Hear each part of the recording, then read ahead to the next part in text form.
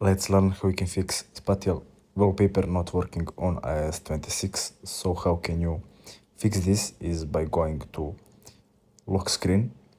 You need to click on plus and you need to add new wallpaper with same image, because if you have a wallpaper that you set on the older iOS, you can't transfer it to new stuff, so you can't add new options on the old wallpaper, and that's why you need to add new one, for example this one, and you can just click on this generating spatial scene,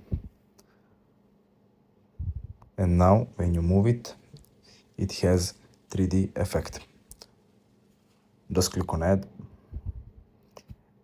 and it will save this as wallpaper. So that's it, thanks for watching and see you in the next video.